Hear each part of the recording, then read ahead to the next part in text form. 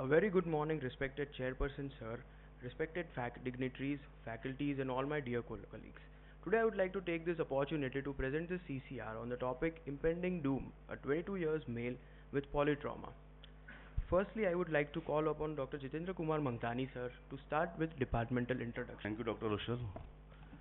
Good morning, respected Emerita Chairperson Swankar Sir, Kapoor Sir, Malhotra Sir, Jaiswal Sir, Raj Govind Sir, senior faculty members, my colleagues and students.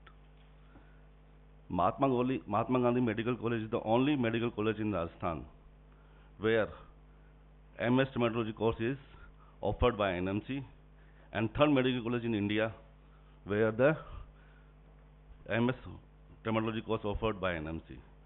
It started in the year 2022 in Mahatma Gandhi with every seat 1 year. First batch is passed out this year.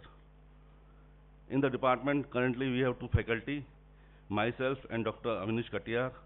He is MCH, Trauma and Acute Care Surgery from AIMS Rishikesh, and three residents, first year, second year and third year. In our department, the facilities are research area, portable ultrasound, ABG analyzer, portable X-rays, ED operation theaters, trauma ICU, and well-equipped ward. In IPD and OPD, our IPD and OPD gradually increasing year by year. Until April 25, we have 3,498 OPDs and 646 IPD. In surgery performed, it also increases gradually year by year. And this year, till April, we have performed 74 surgeries, which includes trauma and non-trauma laparotomies, thoracotomies, amputation, replating, and etc. In academics, we did a weekly seminars. On Monday, bedside case discussion, Tuesday, case presentation, Wednesday, thesis update, Thursday, micro teaching, Friday, journal club, Saturday, seminars. These are our publications of the department. We conducted 2 CMEs in collaboration with surgery department on brain trauma abdomen and one on thoracic trauma. 17 October is known as World Trauma Day. On this day, every year, we pay tribute to the victims of trauma who loses their life in accidents or various traumas. In social outreach program, we educate the worker of Genius Group about the workplace injuries and their prevention. We spread the message of trauma and aspect through the media coverage about the golden hour of trauma, good Samaritan rule, early and safe transfer to hospital, road safety rules, accident prevention tips, trauma care and facility available at Mahatma Gandhi Hospital. We participate in the aircraft disaster mock drill at the Jaipur International Airport in association with the Aircraft Authority of Jaipur. जैसा कि last sir ने बताया था कि operation सिंदूर चल रहा है, युद्ध हो सकता है या नहीं हो सकता, होगा तो किस लेवल पे जाएगा, और उसके लिए 4 बंकर और 96,000 square feet area basement area अपने पास है. इसी को देखते हुए हमने भी इन हॉस्पिटल मॉक ड्रिल किया था, disaster mock drill department of emergency के साथ मिलकर, जिसकी डिटेल डॉक्टर सुचिता वाया ने लास्ट CCR में आप सबसे शेयर की थी. आज मैं उसकी the doctors or nurses who are there with the critical patient, they have to be with them. Those who can be shifted to the basement, they can be shifted to the basement. As far as the bunkers are concerned, they are mainly primarily for the very severe attacks or nuclear attacks. Nuclear radiation. Otherwise, basement. I think all of us should have basements in our homes. Those who are constructing, young generation planning to have homes, because time is changing, and if they have a small bunker or a small basement in their home, it is good. So there are a few clips of disaster mock drill.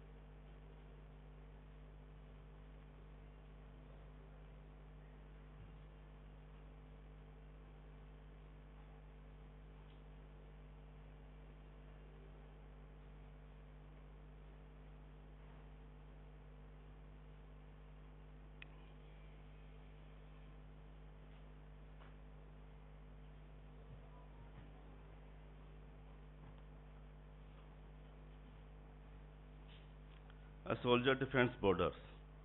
We defend the breath. Both serve with courage where others fear to stand. Stay together, stay stronger. Thank you. Now I request Dr. Rushal to begin with the case presentation.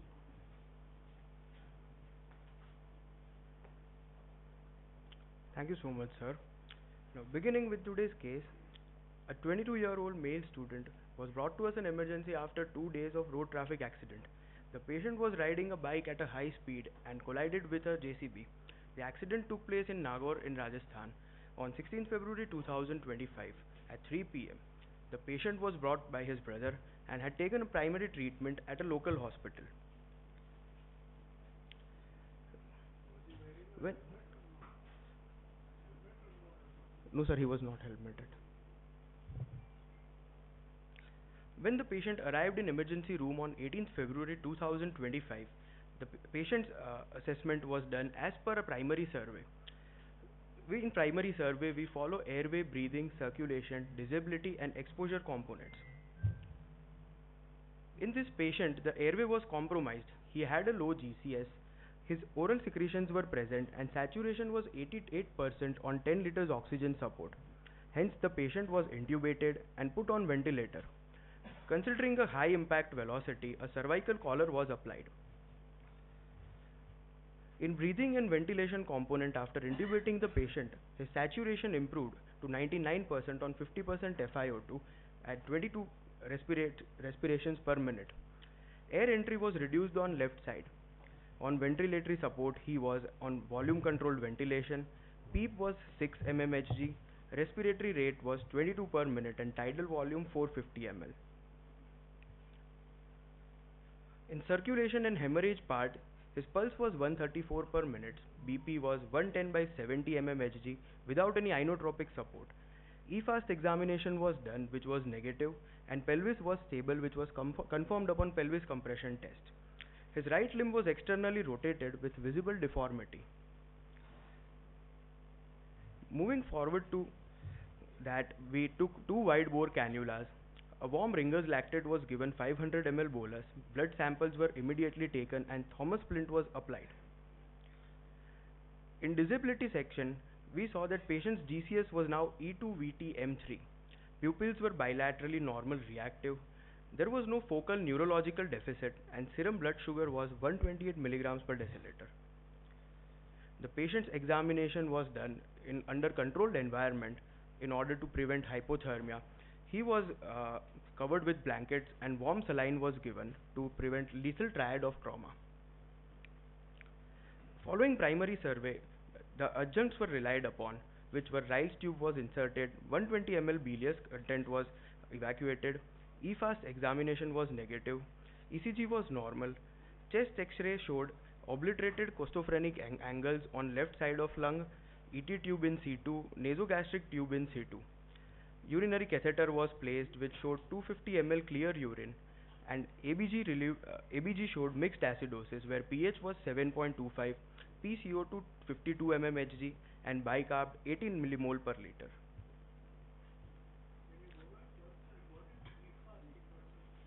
Sir, EFAST examination stands for Extended Focused Sonography in Trauma. It is a point of care ultrasound modality in which 6 regions of the abdomen and 2 of chest, 4 of the abdomen and 2 of chest are checked by ultrasound method to see if there is any hemoperitoneum or pneumoperitoneum in the patient. Kindly explain this. Sure, sir. Yes. An ample history of the patient was taken in which he had none reported allergies. There was no history of medical disease or medications. The primary treatment which he had taken was at the primary hospital back in Ajmer. The last meal he had taken was 2 days before admission, and the event leading to his injury was a dangerous mechanism of injury. When patient met with an accident on 16th February, he was taken to a nearby hospital where he was initially stable. He was given IV fluids, analgesics, Thomas splint was applied over there, chest X-ray and HRCT was done. On the next day, the patient was referred because there was a deterioration in his condition. After conducting primary survey, we reassessed the patient after 1 hour. We had seen the patient had been moreover stabilized and all the life threatening conditions had been eliminated. Then we move forward to secondary examination, which is a head to toe survey of the patient. It includes head, neck and face, chest, abdomen, pelvis, spine, upper extremities, lower extremities, and skin and soft tissue. This patient did not have any signs of head or maxillofacial or neck injuries. Upon inspection of chest, we saw that a 2 by 2 centimeter bruise was noted in infraaxillary region along with multiple petechial hemorrhage spots as seen in the image. On palpation, there were no bony crepitus or subcutaneous emphysema present. Upon auscultation, air entry was reduced in left infrascapular area. In abdomen, multiple petechial hemorrhagic spots were present. On auscultation, bowel sounds were present. There was no sign of bleeding on perineum and digital rectal examination was done, which was normal. There was no injury to pelvis or spine either. There were no upper extremity injuries, and in lower extremities, the patient's right limb was externally rotated with limb shortening. Swelling was noted in right knee and ankle, and in left knee, a laceration and swelling was noted. We would like to emphasize on the fact that trauma does not have any boundaries. Moreover, any kind of injuries that we suspect are come forward to us in later parts. So now I would like to ask the audience, what kind of injuries are we suspecting in this patient? First you tell us, what do you mean by polytrauma? Sir, definition of the polytrauma, that is what yes, sure, sir. Polytrauma is a condition, sir, in which more than 2 organ systems of body are affected following an injury in a patient. More than 2 organs. Any specific thing which you are still lacking in the definition or in classifying? Along with a long bone fracture, sir, as well. Why have you written this topic of this CCR as impending doom? Because, sir, coming forward to diagnosis of the patient, the kind of injury the patient has, it is a very catastrophic injury if not diagnosed properly on time. What do you mean by impending doom? Sir, impending doom means that there is some kind of destruction which will be followed if it is not previously taken care of. That is near fatal. Near fatal, yes, sir. Kayamat tak. Yes, sir. Doomsday होता है? Doomsday, sir. सुना है नाम? जी, sir. ठीक है, कयामत तक. Doomsday. But here it is fatal injury. Fatal injury. At least one injury should be fatal out of 2. Life-threatening injury, sir. So what was the fatal injury here? So you have mentioned because patient has come second day. Sir, it will be further. वो ठीक है. Because patient, what is the golden hour? Sir, golden hour is 60 minutes. That is from the event leading to accident to the time if the patient comes to a hospital. If a patient comes to us within 16 minutes, then there is up to 90% chance of reducing any morbidity or mortality in this patient. And what is the golden hour? Because you are in the trauma, emergency, critical care. Mainly duties are there. Yes, sir. What is the golden hour in brain stroke? Sir, in brain stroke, golden hour is 5 minutes. Golden period is, sir, 5 minutes to 10 minutes. मैं तो hour पूछ रहा हूँ यार, आप minute पे क्यों जा रहे हो? 3 hours, sir, in a brain stroke injury. And in the heart attack? Sir, in heart attack it would 5 hours. No, it is 1 hour everywhere. Please remember, it is 1 hour everywhere. Polytrauma or multiple trauma as defined, which I have read last evening only. It is the 2 injuries, at least 2 organs are involved. And 1 organ should involved in such a way which may lead to the fatality if not treated, not taken care of. ठीक है ना? चल. So any answers from the audience? जो इन्होंने history बताई है उससे बताइए कहाँ कहाँ इंजरी हुई है. मतलब this is the physician asking. 2 तो मुझे दिख रही हैं. Anybody volunteers? Any surgical resident?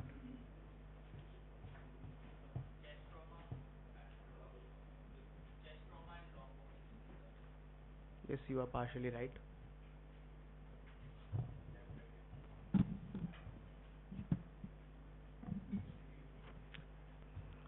moving forward, the patient had a low GCS, head and face was normal, reduced left side air entry, petechial hemorrhages were present, and lower extremity injuries were present. So in order to prove our diagnosis, we went forward and A patient with polytrauma, when you are intubating and ventilating the patient, yes, sir. that is what you did the first thing. Yes, sir. What precautions you take? What is in the back of your mind that this can create a problem? Sir, firstly and mostly we take very much care in preventing a cervical injury while intubating the patient. And if the patient has multiple injuries on the face, then we try to maintain a clear route to the airway by removing the secretions, or if there is any blood present, or if there is any foreign body component present. Anything in the chest? Sorry, sir? Anything in the chest? Suppose there are rib fractures, something which can worsen.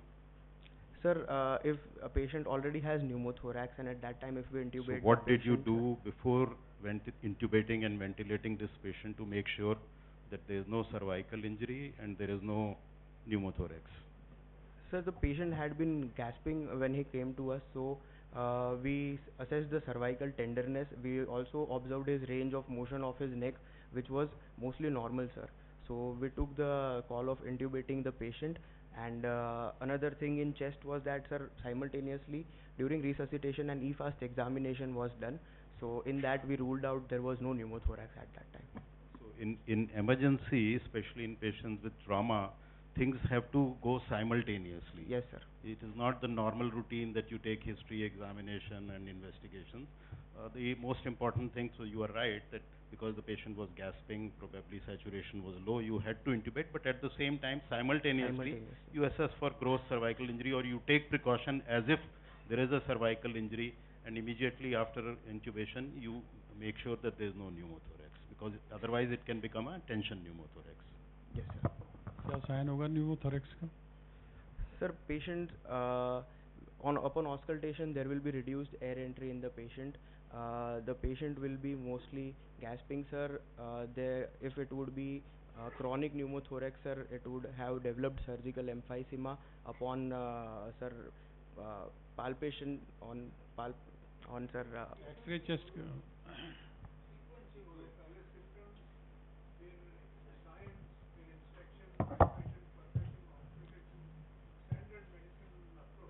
Sure, sir. Sir, patient will be breathless. He will have complaints of shortness of breath. We will see that patient will be gasping. There will be reduced air entry on auscultation. When we'll percuss, there will. Sorry, sir. On sir inspection, the chest will be unilaterally raised. There won't be symmetry in chest rise. And on percussion, sir, there will be dull sound present. Resonant sound, sir.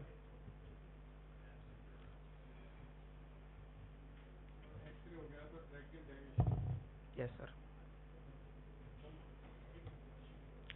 So for further management, we requested the Department of Radiology to conduct some radiological investigations, which were NCCT head with cervical spine, HRCT thorax, X-rays of lower limb, X-ray of pelvis, CT of pelvis, and routine blood investigations, biochemical markers, and viral markers.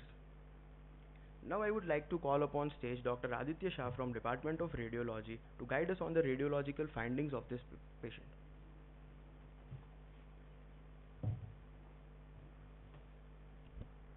Thank you, Dr. Rushal, sir. Now, good morning, respected dignitaries, teachers, and residents. I am Dr. Aditya Shah, second year PG resident from Department of Radiodiagnosis. Today, I will be presenting the radiological finding of this case. Now, this is on left side, you can see the radiograph of the pelvis, AP view, which shows the fracture of the neck of the right femur. There is no evidence of bony erosion or osteolateral lesions are seen, and bilateral SI joint are normal. On right side is the radiograph of the right femur. You can see a comminuted displaced mid-shaft fracture of the right femur with lateral displacement of the proximal segment and medial displacement of the distal segment, which is consistent with the high energy traumatic mechanism. Now on left side is the radiograph of the bilateral knee joint. You can see a comminuted fracture of the right patella and left patella, and on right side is the radiograph of the right ankle joint, AP and lateral view, which shows the displaced fracture of the medial malleolus and lateral malleolus of the tibia and the fibula. Now this is the chest radiograph, AP view, normally exposed film, showing a left hemidiaphragmatic injury with upper displacement of the bowel loop in the left hemithorax, causing mild shifting of the mediastinum and trachea to the contralateral side. Now coming to our CT findings. Go back please. Yes, Why is this not hemothorax?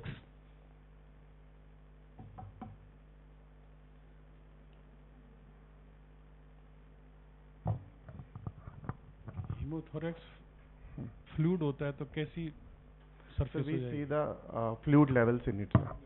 Any in a fluid So level. there is no fluid level is showing. Fluid levels, yeah.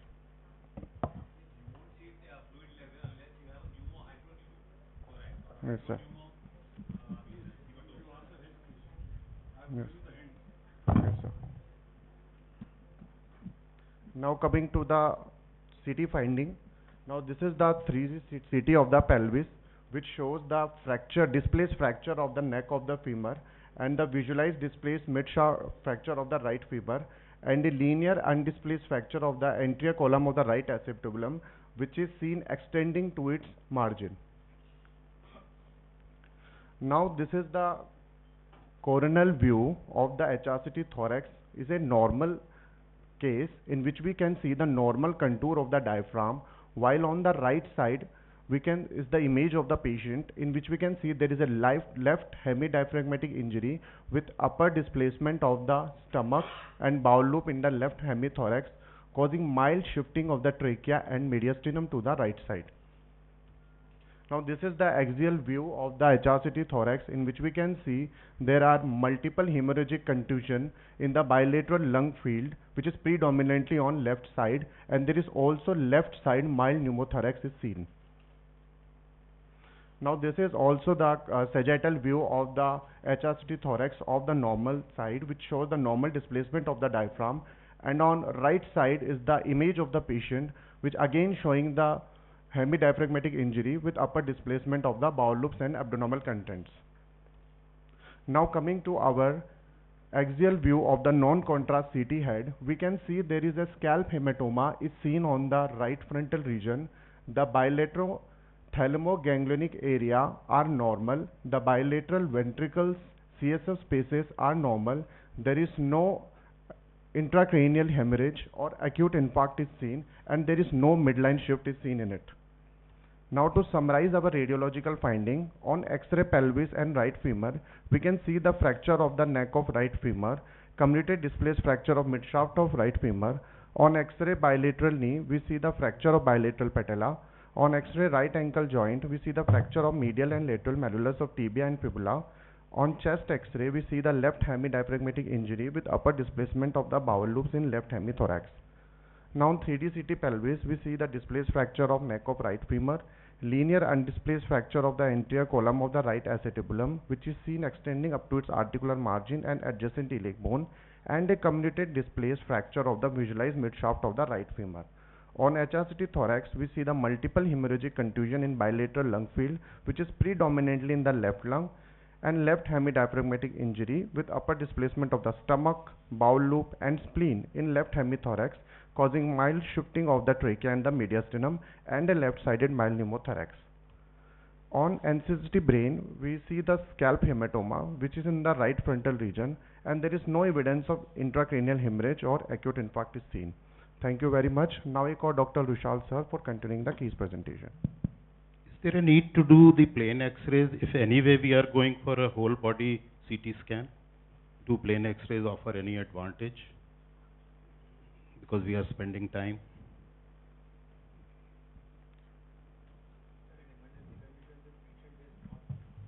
No, because this is clear-cut polytrauma.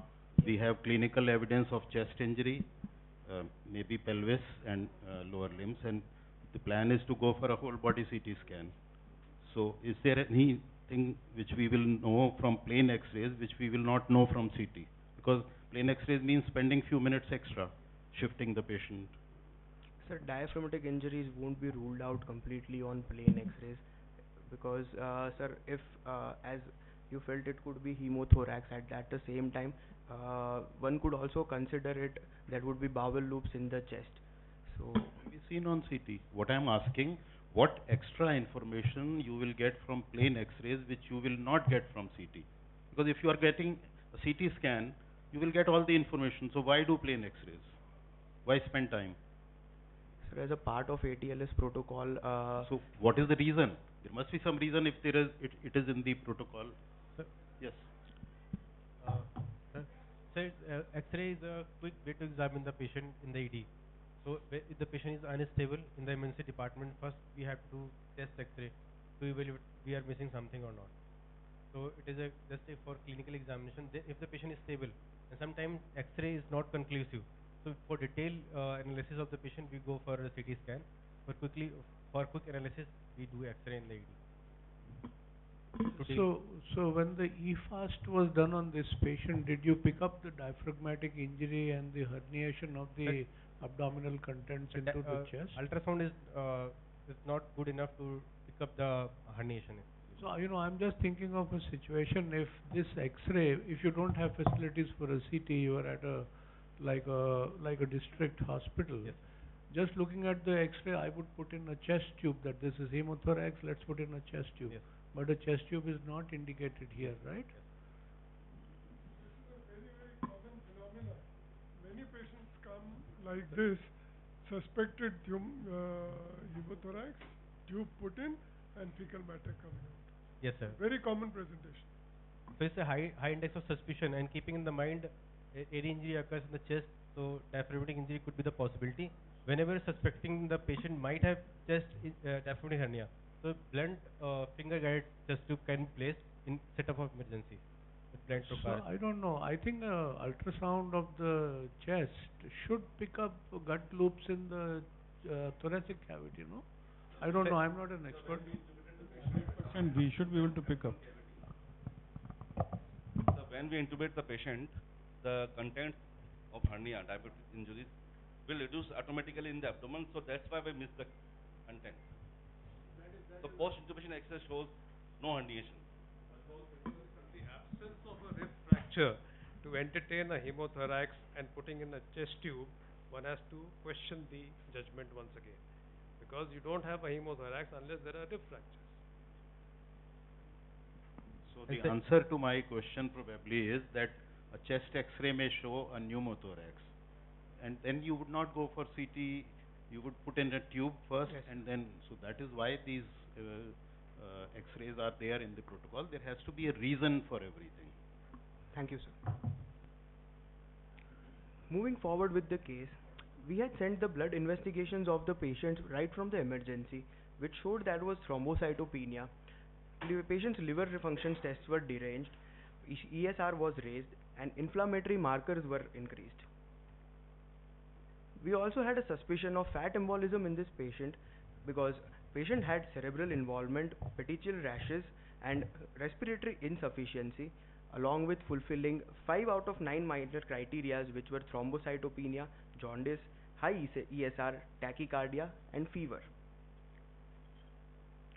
So to summarize the entire case, we have a 22-year-old male student who met with an accident.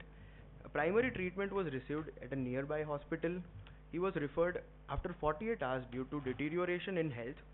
At Mahatma Gandhi Hospital, he was intubated where the airway was threatened. We examined the patient and found multiple petechial spots on chest and abdomen. There was reduced left side air entry, and X-ray showed multiple fractures. So with the help of blood investigations and radiological investigations, we made a final diagnosis of the patient, which was left diaphragmatic rupture with herniation of bowel loops in left thoracic cavity, fat embolism with left pulmonary contusion with mild left pneumothorax, and fracture of right neck and shaft of femur, bilateral patella fracture, median and lateral malleolus fracture, right acetabulum, and left superior pubic rami fracture. Could you just go back and see, you have the setting, there is a fracture shaft femur, so fat embolism is likely. Sure. But what on radiology really clinched the presence of fat embolism? How do you diagnose it on radiology, objective evidence? So radiologically, fat embolism is difficult to diagnose. We need a CT angiogram in that for the case. But when we further manage the patient's symptoms for fat embolism had been resolving initially. Radiologists will CT diagnose fat embolism? And we see filling defects. So for diagnosis, sir, there are filling defects, and sometimes we have fat attenuation in them, and that we see through the HU values, which is their software in our CT scan. So this is how we diagnose whether it is a fat embolism or not, and seeing the defects also in the arteries. But is it that in fat embolism you don't get big chunks of fat which embolize? It is basically, microvesicles of fat. So will they be seen on a anatomical Sir, study? sometimes it is seen, but mostly there are just filling defects. But since it's a case of trauma, so definitely in the clinical setting of trauma, we are definitely first our diagnosis is going to be fat embolism. I was trying to say that you may see them, but a normal CT angio will not rule out a fat embolism. It can still be there because the microparticles will not be seen on an anatomical study. And how will you explain the low platelets? Sorry, sir. Low platelets. Sir, thrombocytopenia. Thrombocytopenia, here the reason justified for this is that whenever a patient undergoes an accident or trauma event, he goes into catabolic phase, and along with that, sir, there is degradation of blood particles that Could it be related to fat embolism? Sir, it can be. We can due to thrombocytopenia, we can always. If somebody can answer, please.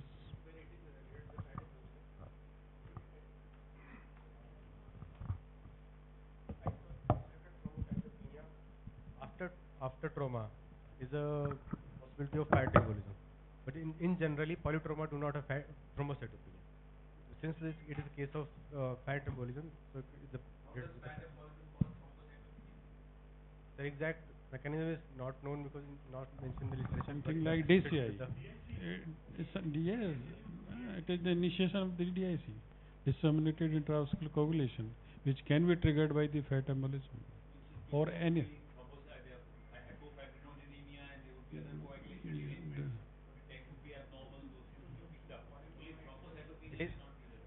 They will do further investigation. Only it is 82 here.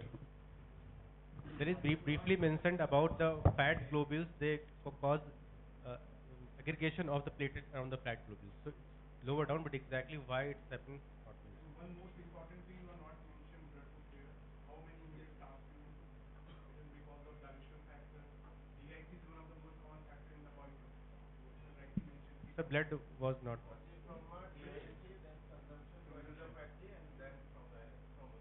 पहला sign तो platelets count आएगा उसके बाद INR और बाकी deranged only, sir.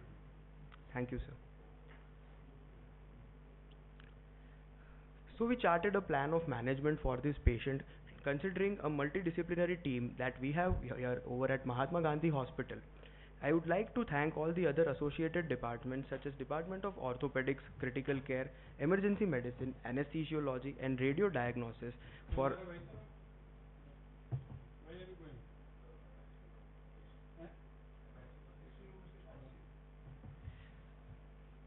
I would like to thank all the associated departments for helping us chart a plan of management of this patient. Without it, it would not be possible. We had planned the management of patient in 5 important steps. The first step was to resuscitate and repair rupture of the diaphragm. The second was to optimize physiology for considering fat embolism and pulmonary contusions that were present.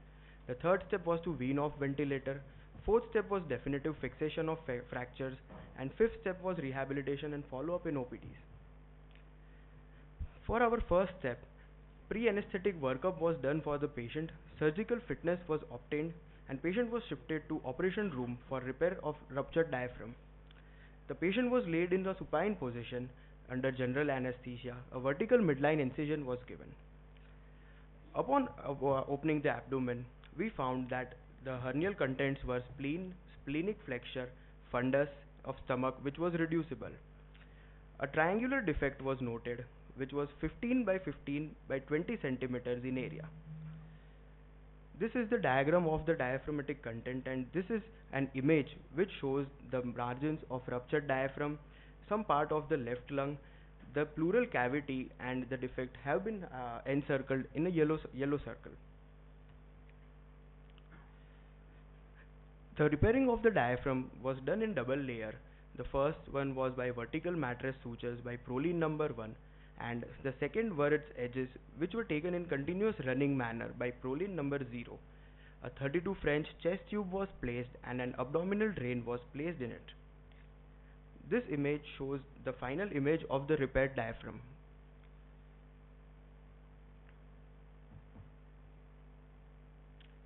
The rectus sheath was closed with PDS number 1 on loop and skin was closed with skin staplers. The duration of the entire surgery was 2 hours. Blood loss was less than 50 ml and intraoperative period was uneventful. The patient was shifted to ICU by 3:30 p.m. The second step was to optimize physiology. For that, I would like to call upon Dr. Aparajita Pandey and explain us about the management of the patient in the ICU. In this patient, when the Ryle's tube was being placed, Yes, sir. suppose you found that Ryle's tube is not going in. Okay, sir. There is resistance at about 35-40 centimeter. What do you suspect? Sir, we would suspect the same diaphragmatic injury if stomach had been involved into thoracic cavity, but since the Ryle's tube was entered after intubating the patient, so it had not been difficult to insert the Ryle's tube. Suppose there was resistance, there is a patient with traumatic diaphragmatic injury. What would you suspect? That why there is resistance to passage of the Ryle's tube? There is one keyword which I want to hear. What is the associated abnormality in the stomach with the diaphragmatic injury and diaphragmatic herniation, which offers resistance to passage of Ryle's tube? It is the volvulus of the stomach. The stomach has got rotated. Okay.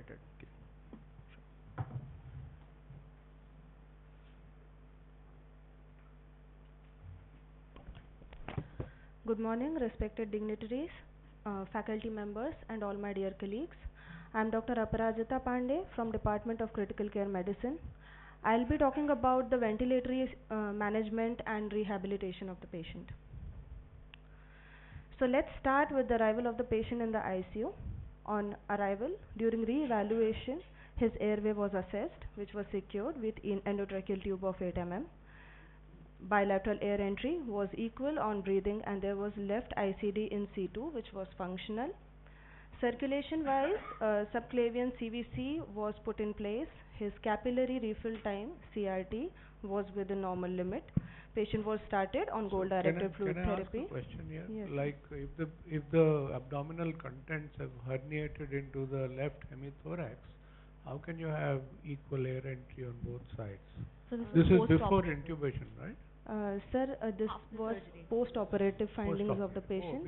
As discussed earlier, pre-operatively left side air entry was reduced. Disability wise, patient was kept sedated and paralyzed. We targeted blood glucose level of 122 milligrams per deciliter.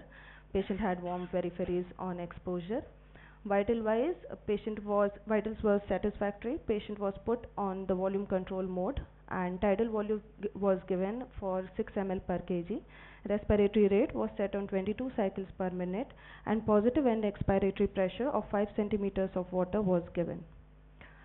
Now ICU progress from post-operative day 0 to day 3. Patient had average temperature spike of 101.4 degree of Fahrenheit. Pulse and blood pressure were mostly within normal limits. Pain control, we did NRS score, that is numerical score, and since patient was kept sedated and paralyzed, NRS was 0. We followed the volume control mode in the ventilation I would also like to say that on post-operative day 1, patient was given spontaneous awakening trial in order to assess GCS.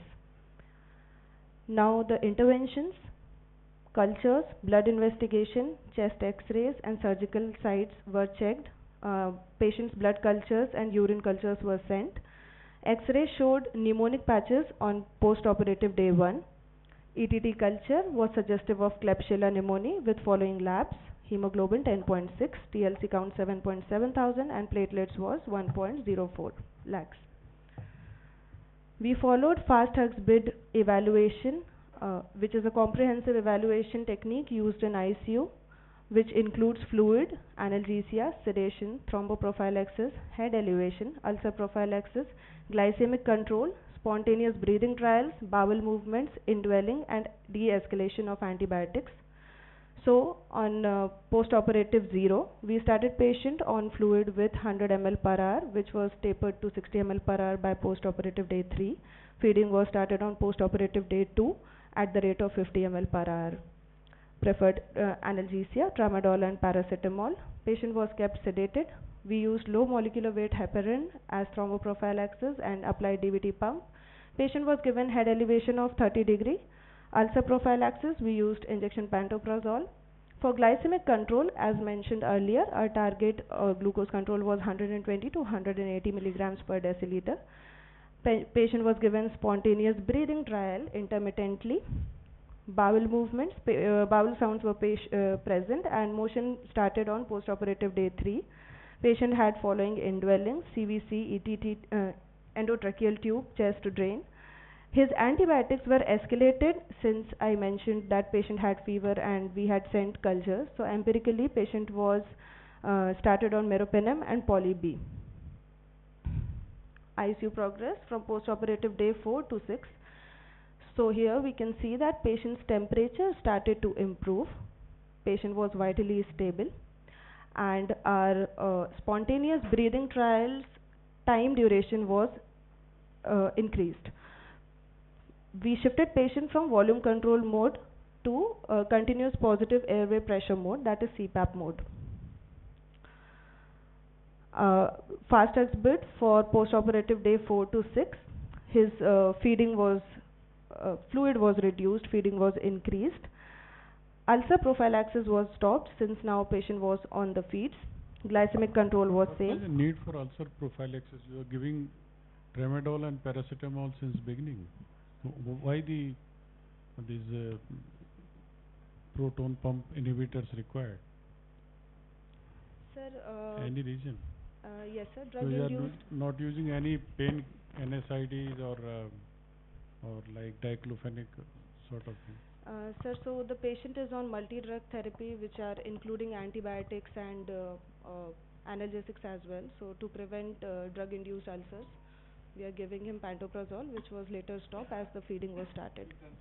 So I think the right answer is stress ulcer prevention. Yeah, stress ulcer prophylaxis. And sir, in the initial studies for the prevention of the ventilator-associated pneumonia, the VAP bundle said that we should give pantoprazole prophylaxis. But in the recent guidelines, evidence has shown that when we start feeding the patient, actually, we should not give ulcer prophylaxis because the acidic medium of the gut actually protects us, because it would kill the bacteria. If we remove that acidic environment, the bacterial gut would proliferate and would translocate and increase the chances of sepsis. What is the pH of the gastric juice? Less than 4. Less than 4. Less than that. Gastric juice आपके हाथ में रख दिया जाए तो 10% hydrochloric acid. That is how we confirm the Ryle's tube position also. We check by the pH meter. The pH is less than 4.5 on the Ryle's tube aspirate. That means we don't even need to do the chest x-ray to confirm the position of the Ryle's tube. It is confirmed that one of the confirmation criteria that it is in the right place. One more clarification. What is the current recommendation for glycemic control in critical care? Yes, sir. So it's 140 to 180. So 140 to 180. It is stricter control. Yes, sir. We want less stricter control actually. We don't want stricter control. In the previous studies, they showed that we should have a stricter control, but now it is like a lenient control because hypoglycemia kills more than hyperglycemia. So earlier it used to be around 120. Yes, sir. Now it's 140 to 180. Thank you, sir. So, summarizing the ventilator strategy of the patient, as you can see in this graph, from post-operative day 0 to 3, we gave patient a spontaneous awakening trial followed by a spontaneous breathing trial for a shorter duration, which included GCS assessment and his hemodynamic monitoring. From post-operative day 3, the green line, we have increased the CPAP mode in the ventilator, and we have increased the spontaneous breathing trial of the patient. Till day 6, we were able to successfully extubate the patient. So to conclude that with the help of multidisciplinary team approach, our nursing care and meticulous monitoring, we were able to successfully extubate this patient and shift him to the ward. Thank you. Now I would like to call Dr. Rushal to take the case further.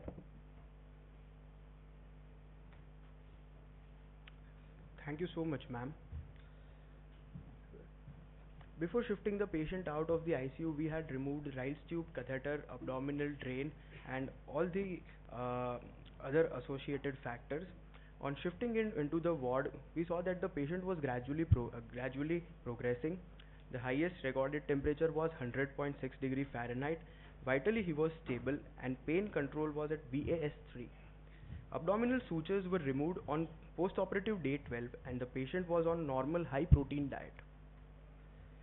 We also saw an improvement in blood investigations, which were earlier deranged, which were like CBC, liver function test, and kidney function test. On POD 13, the patient was referred to Department of Orthopedics for definitive fixation of fractures. Now I would like to call upon stage Dr. Makul Ahlawat to enlighten us about definitive fixation of the fractures.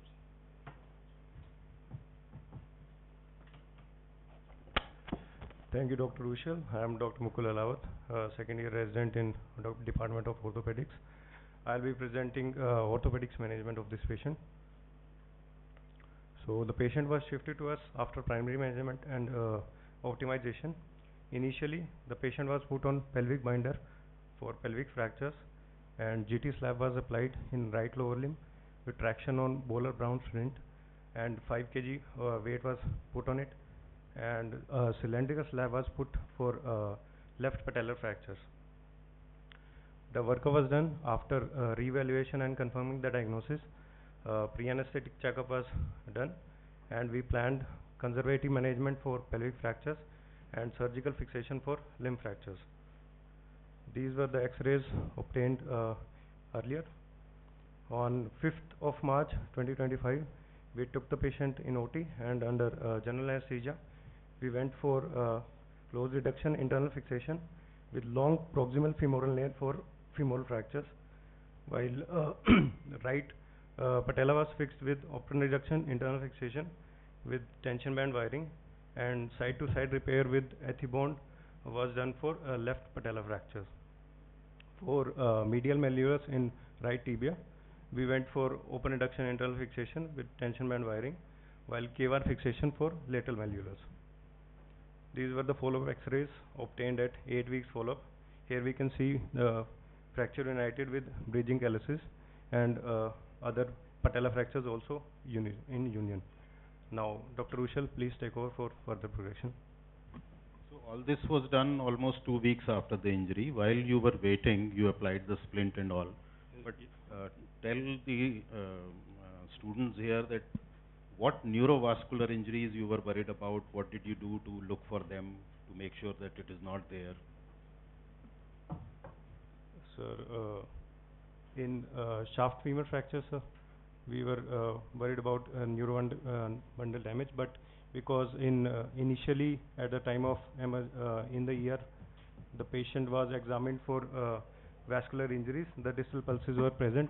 Which vascular injury? How did you evaluate that? How did you ensure that there is no neurovascular injury? So distal pulses were examined at the time of emergency. That was dorsalis pedis and posterior tibial pulses. So these were present. So we were assured that there was no vascular damage. And also the patient distal movements were present, like ankle movement and distal toes movement. So we were also not suspecting any neural damage.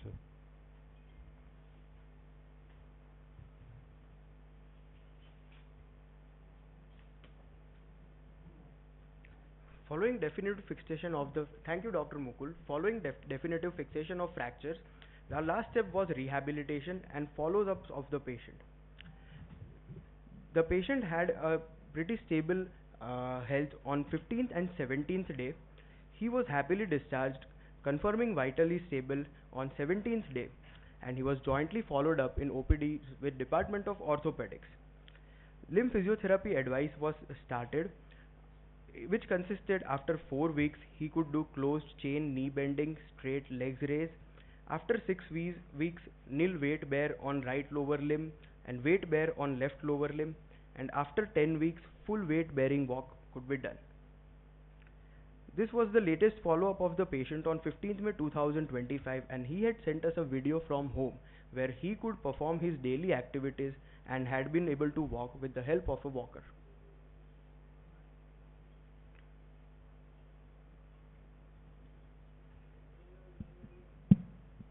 I would like to add few comments, sir, if I'm allowed.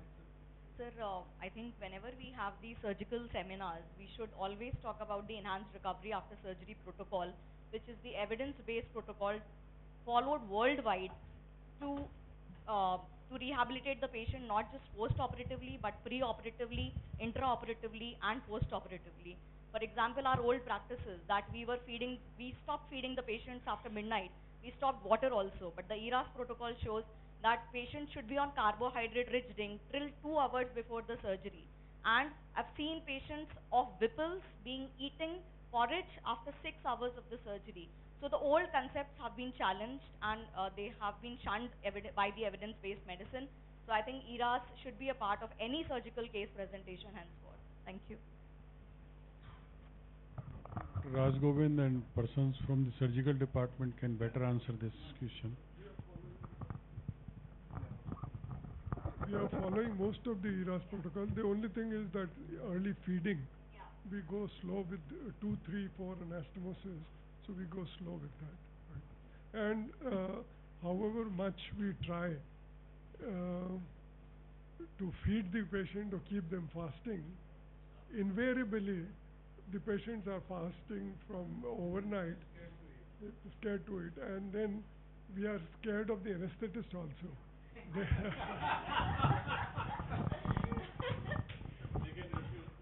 I won't comment anything on that. No, I'll also say that just like Dr. Raj Govind said, I have been following waiting before feeding the patient, but I have to admit that my younger colleague, Dr. Aditya Sharma, he has very clearly demonstrated that even after a major surgery like Whipples, patients can be fed early. Very true, sir. I think GI surgery department is one department who are actually following ERAS to the maximum possible extent. But the more we'll start talking about it, we'll start changing our old ways of practices and old thoughts. Thank you. Dr. Rushal, in this patient, you have given a very catchy name for your CCR, Impending Doom. So when did you think this patient was doomed of what? Because while it has got the hall filled because such a catchy title was used, but I think all of us are wondering, when did you think the patient was doomed and may not survive? There was nothing very such that at least we could figure out in the presentation. Sir, actually that will come further in discussion notes, and we were trying to specify we were trying to shine light on the fact. Do you have a Rushal, Rushal. Sir, it's are you related to Relia? Surname is Relia, no? Relia, yes, sir. Sir, it basically means the one who is the one. Sir, it basically means the one who is inherited after the king. The one who comes into inheritance after the king. Yes, sir. Wow. Rushal, do we have a picture of the patient like he met with this accident to comment upon the nutrition and the wasting that we see now in his current pictures? No, sorry ma'am, actually we do not have, because when patients come into emergency setup, we are busy in you see visible muscle wasting and... Initially ma'am, the patient was little malnourished, but when he followed up regularly, we could also see that he had gained weight and he could also do his routine activities in a much faster and better way. So to conclude this case and discuss more upon this case, I would like to call upon Dr. Avnish Katiyar sir to continue forward with the presentation.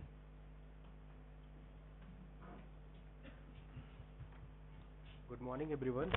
So I'm going to continue for brief discussion about the diaphragmatic injury.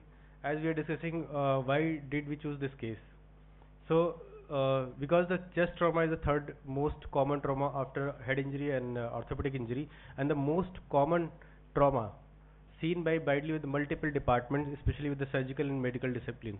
An unstable patient initially seen by the Department of Emergency Medicine, followed by Department of Trauma Surgery, General Surgery, and Department of CTBS whenever required. Unstable patient with the multiple rib fracture, they used to visit the OPD of orthopedics, and with breathlessness, they used to visit sometimes respiratory medicine and emergency medicine. So, understanding of the diaphragmatic injury and its related complications, and to diagnose early, we should understand the basics of the diaphragmatic injury. As in our cases, we have noticed that this X-ray, the previous X-ray before intubation, it mimics like a hemothorax. When patient brought in the emergency department and we get the X-ray, seems like hemothorax. Some resident may put the chest tube and suddenly fecal matter coming out. So it is very important to raise a high index of suspicion that this patient could have diaphragmatic injury. Whenever we are putting chest tube, we keep in the mind, so always put a chest tube in emergency with the blunt finger guided. Do not put a trocar ICD. And this patient was intubated. Suddenly the X-ray after intubation, the X-ray improves. There is no herniation of shadow, radio opacity goes down, and angles were clearly, but there is a small obliteration of costophrenic angle. But still there is one finding which raised the high index of suspicion of diaphragmatic injury, that presence of tip of Rell's tube, which is marked with the yellow marker, this going towards the left hemothorax, raise the suspicion of diaphragmatic injury. Whenever you see like this, always suspect the patient might have diaphragmatic injury. And next case, a 35-year male patient presented in ED with multiple rib fractures. Patient was intubated. In this patient, the chest tube was placed because of hemothorax. Suddenly blood came and X-ray was done. X-ray was suggestive of hemothorax, but something is wrong around the heart. The radiolucent shadow seen around the heart, which is giving a hint something is wrong in the chest. And we get a CT scan done, we're seeing the herniation of stomach through the central tendon, causing rupture of the diaphragm. So in other case, 33-year male patient after car crash presented in ED with multiple rib fractures. Patient was stabilized and we get a X-ray done and showing right side grossly hemothorax and lung is collapsed, but there is one suspicion. If you see the X-ray, that upper border of the diaphragm in the right side and lower border of the lung is not clearly defined, which again raises the suspicion of diaphragmatic injury. We get a CT scan done, is showing the herniation of whole liver lifted towards the right hemothorax. So understanding of the diaphragmatic injuries are important, because the incidence of the diaphragmatic injury is very rare. It's less than 1%. Precisely we can say it's 0.67%, and most of the time they are occurred after penetrating trauma. Blunt trauma is only constitute 33% of the cases, and overall 70% of the diaphragmatic injury they are missed in early presentation because of small defect, and X-ray is not able to pick, and we do not do CT scan in early examination part. And later on they land up with the complication like acute abdomen, which increases the mortality up to 25%. Overall mortality of the patient is 25% and more in the right side injury because of injury to the liver, and their mortality more in patients with the associated other injuries. Common site is the central tendon because the biggest part of the diaphragm, and then radiate in the periphery. So when to suspect the patient, your patient might have diaphragmatic injury.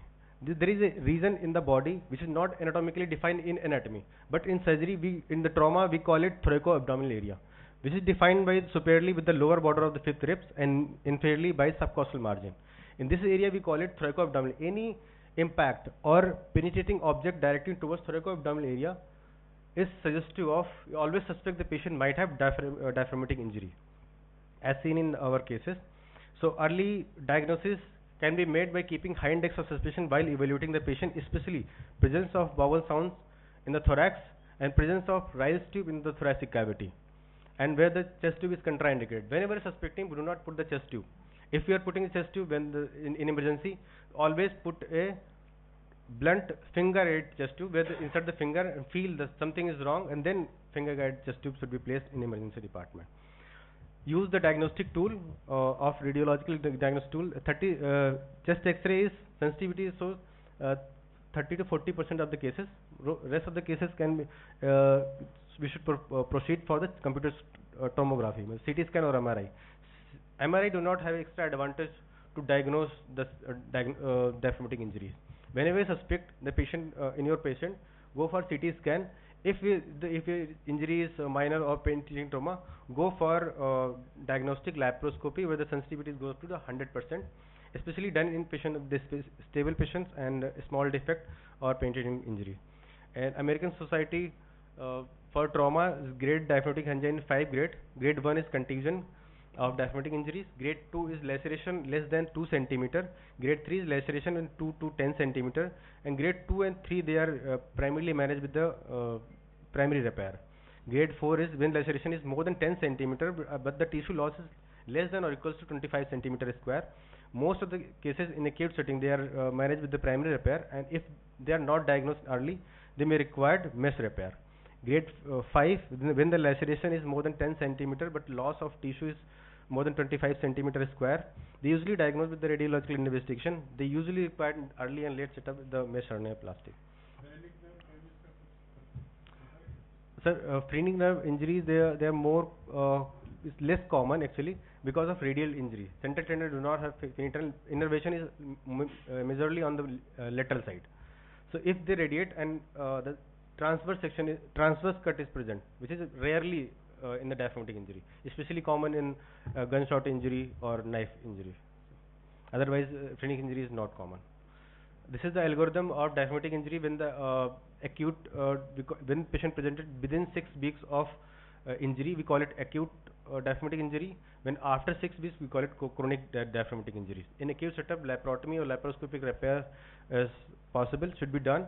In chronic cases, thoracotomy is indicated with or without laparotomy or laparoscopy. For large hernias more than 10 cm, we required mesh hernioplasty or autologous graft repair or tissue transposition. Now the take-home message: all injuries in around thoracoabdominal areas, keep a high index of suspicion. Do not put a trocar or blind ICD in the suspected cases. Use diagnostic tool up to the diagnostic laparoscopy to diagnose case early to reduce the complication. In early setup, laparotomy with or without thoracotomy is indicated. For a stable patient, we can proceed for laparoscopic or thoracoscopic repair. Now I would like to express my sincere gratitude towards management of Mahatma Gandhi Hospital to providing point of trauma care in the emergency, where most of the patients they receive the resuscitation room and the ultrasound machine and ABG machine is available, where all types of trauma management is possible because of high facilities. And I would like to thank you, the critical care team, which is always available for our critical patient. I would like to thank you to Department of Orthopedics for holistic approach for trauma management, and thank you to Department of Radiodiagnosis, Anesthesiology, Hematology, and especially thanks to nursing care, which is they are always available from the emergency to the ICU care. Thank you for CCR review committee. They help us in managing presentation, precise presentation. Thank you for the patient and his family for trusting us. Thank you to the audience. Thank you.